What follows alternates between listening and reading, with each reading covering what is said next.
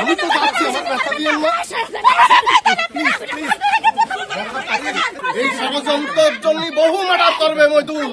রাজ সাক্ষী হয়ে থাকেন আপনারা। ঢুকাবে বলে আমি এর মধ্যে আইছি। ঢুকান আরো কি কি ঢুকাবেন? ঢুকাইবে ঢুকাবেন তুমি আপনাদের ইনশাআল্লাহ এই বিচার আমি করব। ওপেন কি ঢুকাই দিয়েছে?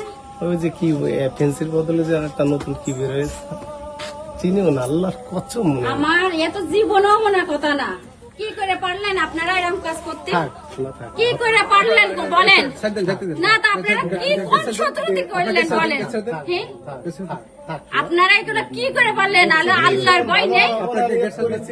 আল্লাহর ভয় নেই আপনাদের ভিতরে? র্যাবের কিছু লোক সিভিলে আসছে, এসে ওকে দুইটা গাড়ি এদিকে চলে গিয়েছে, দুইটা গাড়ি এখানে দাঁড় করাইছে। দাঁড় করাইয়ে ভাইয়াকে আর আমাকে এক সাইডে রেখেছে, রেখে ভাইয়ার এখানে কলারে হাত দিয়ে ওকে দুই একটা গালাগালি দিয়ে ফার্স্ট একটা চড় মারে ভাইয়ার হাতের থেকে ফোন নিয়ে যায়। সেই ফোনটা আমি যখন টানাটানি করতে চাই তখন আমার সাথে ওরা রাব ব্যবহার করে। যখন ভাইয়াকে এখানে বেশ কিছুক্ষণ ধরে দাঁড় করে রেখেছে, ওরা না হলেও 40 থেকে 45 মিনিট পর্যন্ত দাঁড় করে রেখেছে। আমি ভরসা রাখি হিরন স্মার্ট ওয়াটার পিউরিফায়ারে।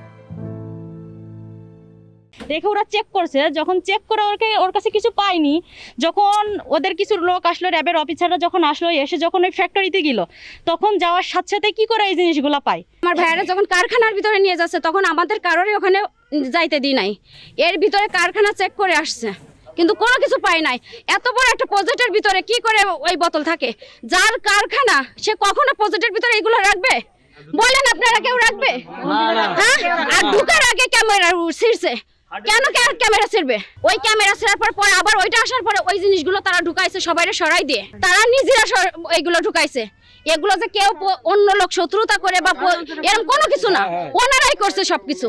এই যে একটা সে আপনার প্রজেক্ট শুরু করেছে, সে একটা কারখানার মালিক, সে তার আন্ডারে আরও 30 জন কাজ করে, আরও নেওয়ার সে প্রস্তুতি রাখে, কিন্তু তার যে ব্যবসার ভিতরে তো কিছু, সে তো অন্য কোনো ব্যবসা করবে না। আর এখানে জনগণ আছে, তারপরে গ্রামের লোক আছে, তার ওখানে বাইরের লোক কাজ করে, সে তো গ্রামের লোক কাজ করে তা তো না যে গ্রামের লোক তার পক্ষে থাকবে। আমরা যখন ওই ভিতরে ঢুকলাম, র্যাব ঢুকলো, তখন আমরা সাথে গেলাম। যাওয়ার পরে আমাদের ঘাট ধরে ওখান থেকে বের করে দিয়েছে, তারাই যত লোক ছিল সব বের করে দিয়েছে। মাইক্রোটা গেটের ভিতরে নিয়ে গেছে, গেটের মুখে নিয়ে যেয়ে এখন আমাদের কারোর দেখতে দিনই আমাদের এলাকা থেকে অনেক দূরে সরাই দিয়েছে। দিয়ে আমার মনের বিশ্বাস ওই মাইক্রোর ভিতরেই মাল ছিল। এই জায়গা তো আইসে প্রথম তো ওর তো কিছু পাইনি, না পেয়ে আন্দাজ আসছিল, ধরেছে।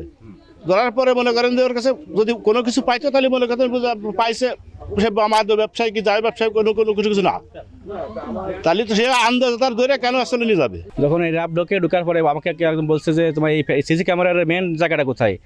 তা আমি বললাম যে দেখাই দিলাম। তারপর তুই এদিকে আয়, আমাকে বলছে তুই এদিকে আয়। আচ্ছা গেছে, বলছে এটা খোল।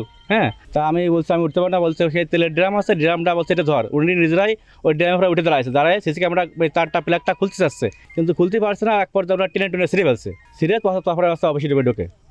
তারপরে এখন আসে যাওয়ার পথে আবার ওগুলো হার্ড ডিস্ক চেক করার জন্য ওরা আবার পুরোটা নিয়ে এনেছে। আজকে আমরা গোপন তথ্যের ভিত্তিতে ইসালি ইউনিয়নে মহিদুল ইসলাম যিনি রয়েছেন তার বিরুদ্ধে আমরা তথ্য পাই। তথ্যের ভিত্তিতে আজকে এসে তার যে ফ্যাক্টরি আমরা ফ্যাক্টরি সার্চ করি, এবং ফ্যাক্টরি সার্চের ফলে আমরা আজকে 29 বোতল উইন করেক্স যেটা বলা হয় সেটা আমরা পেয়ে যাই। এবং আপনারা সবাই জানেন এই মহিদুলের বিরুদ্ধে ইতিপূর্বে আরও 9টি মামলা রয়েছে। 9টি মামলার মধ্যেই ম্যাক্সিমাম মামলাই তার মাদক মামলা, এবং আরও কিছু মামলা তার বিরুদ্ধে রয়েছে। আমরা সিসিটিভি ক্যামেরা অবশ্যই চেক করব, যেহেতু পরিবার একটা ক্লেম এনেছে। আসলে এই সত্যতা যাচাই করা তো আপনারা তো আজকে আমাদের সাথে ছিলেন, আমরা পুরো অভিযানটাই আপনাদের সামনেই করেছি। সাংবাদিক ভাইরা ছিল, পুলিশের ফোর্স ছিল, এবং আমাদের র্যাবের ফোর্স, সবার সামনেই আমরা অপারেশন করেছি, এবং পুরো অপারেশনটা রেকর্ডেড হয়েছে। তো আমরা এবং যদি তাদের যে ক্লেমটা যেটা রয়েছে সিসিটিভি ক্যামেরা রয়েছে, আমরা সিসিটিভি ক্যামেরা আমরা অবশ্যই পর্যবেক্ষণ করব, এবং এটা অবশ্যই আদালতে প্রমাণ করে তাদেরকে তারা উদ্ধার করবে। ধন্যবাদ।